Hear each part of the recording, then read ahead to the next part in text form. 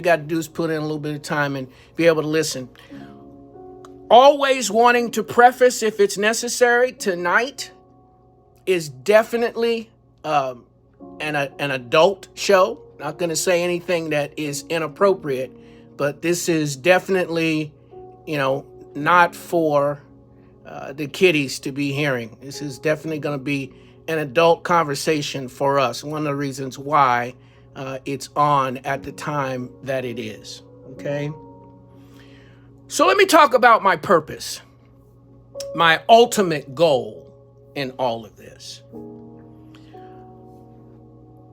Some 70% of young black men and women, when they become 18 years old, go to college, are leaving the church because they have no apologetic, right? They get to college and someone tells them that Christianity is a white man's gospel.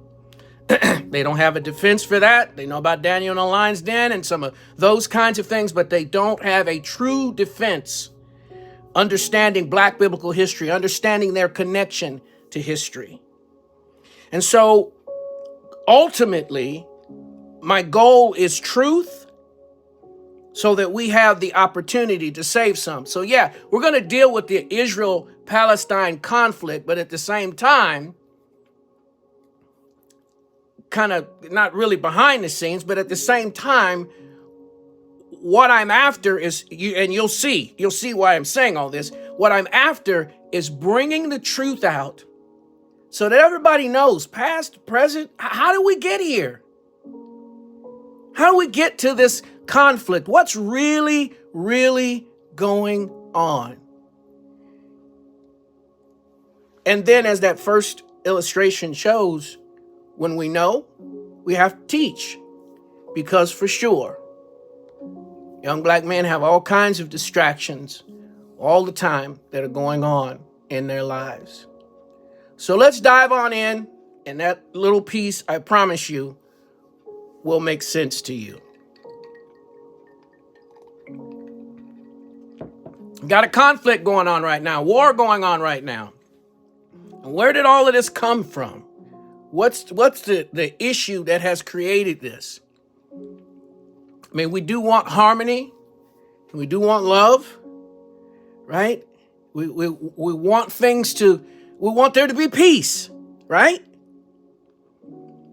But in order for there to be peace, there has to be truth. The God we serve is a prosperous God. He'll prosper anybody that seeks him, that believes him for the things that he has promised in his word, for sure. But sometimes we've got to break these walls down, the misunderstandings that we have about things, so that we can walk in the truth. All right.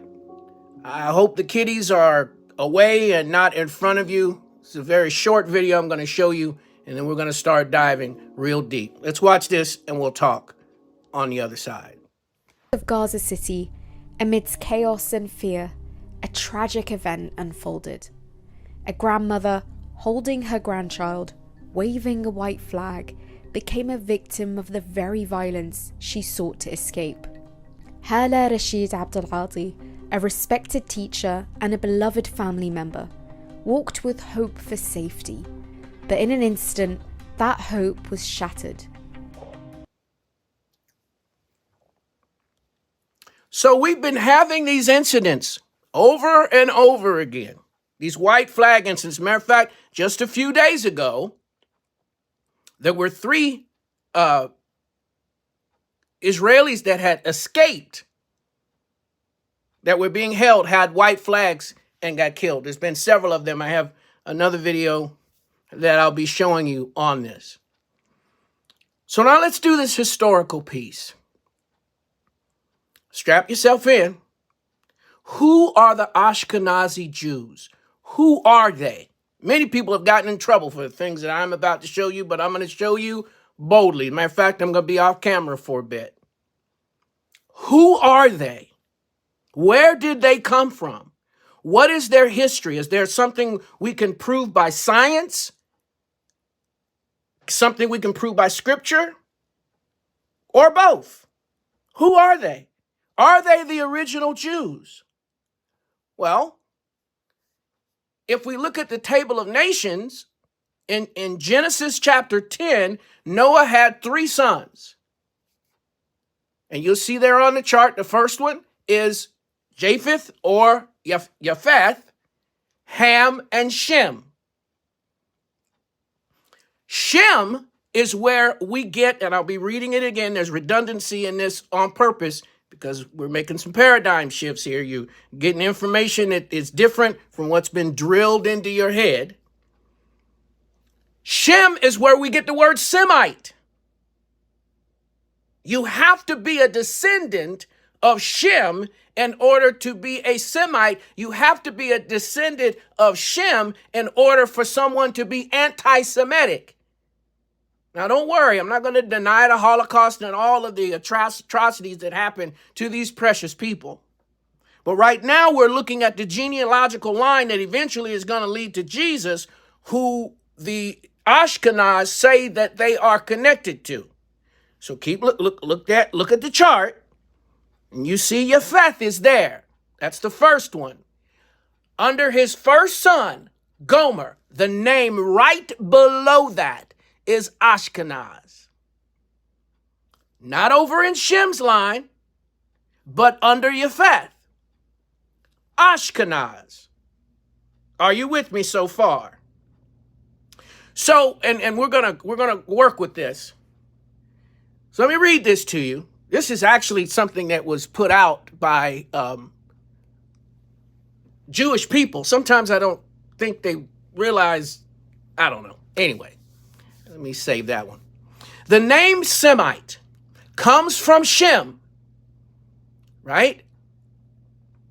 And he is one of the 3 sons of Noah. In the Greek and Latin version of the Bible, Shem becomes Sem, since neither Greek nor Latin has any of representing the initial sound of the Hebrew name. But the proof that we have here is that you have to come from Shem's line. So the first problem that we have is that the people that are in Israel, the Ashkenaz, who are occupying Jerusalem, who are occupying Israel, are not in the line of Jesus. Too soon? I don't know. But yeah. Genesis chapter 10, verses 1 through 3. Listen carefully. Let the Bible talk. If you've got a copy, you can read it for yourself. In one verse, we can handle the whole business, but I got more than one. Verse 1, now these are the generations of the sons of Noah, Shem, Ham, and Japheth, and to them were sons born after the flood. The sons of Japheth, Gomer and Magog, these names will come up again. Gomer and Magog, and Madai, and Javan, and Tabul, and Meshech, and Tyrus. And the sons of Gomer, Ashkenaz, and we can stop right there. Now those other 2 names will come up again, right? Rephath and Togarmah will come up again. But in Genesis chapter 3, in Genesis chapter 10, verse 3, we don't have to go any further than there. And if you look at the chart again, you will see under Gomer is the name Ashkenaz.